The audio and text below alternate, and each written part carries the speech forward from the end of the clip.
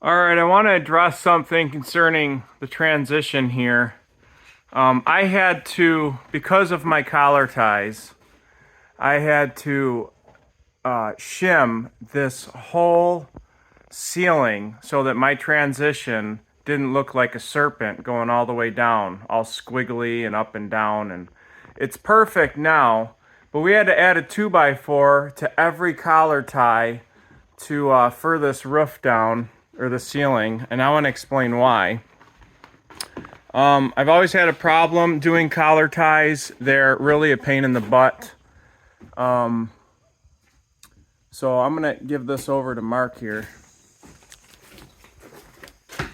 So, as you can see, this room worked out pretty well.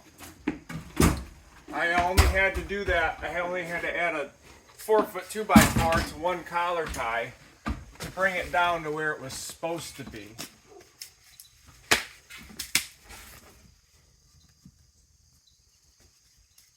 Let's see if I can get this. That actually really wasn't that bad.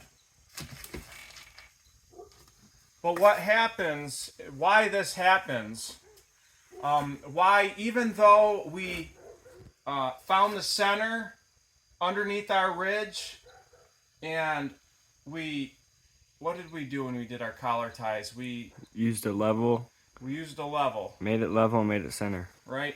So we got off of we found out where our collar tie height was off of the floor, and we made that perfect, 109 all the way down, and we leveled that collar tie so it was level.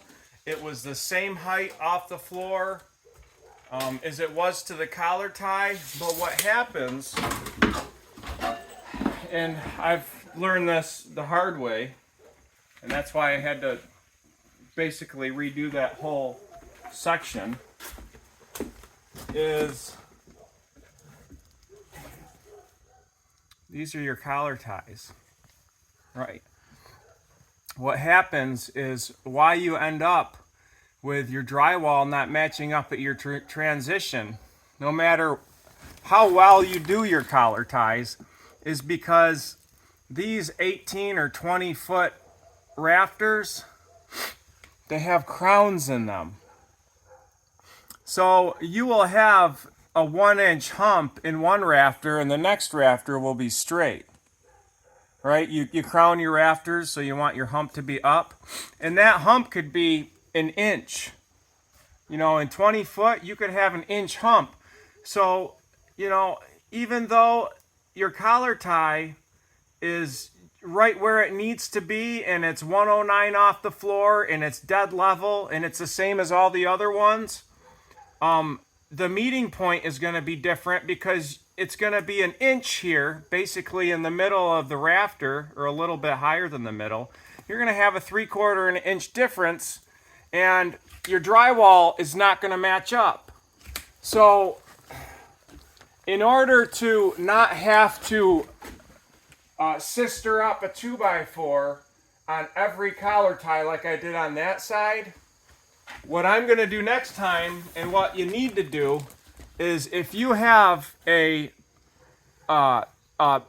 pretty noticeable crown in your rafter, you got to get that crown out. So what I'm going to do next time is for every rafter, I'm going to measure up probably a 1/2 inch on this side, a 1/2 inch on that side, whatever I got to do to make that rafter straight on the bottom, and we're going to cut it.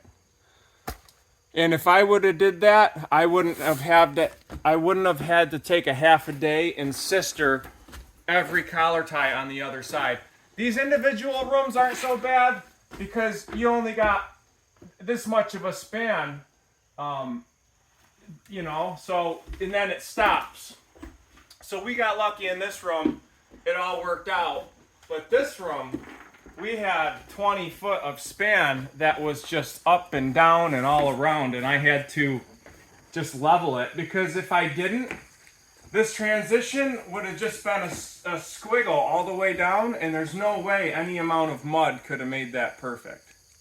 So we got a perfect transition now. It's a dead straight line. So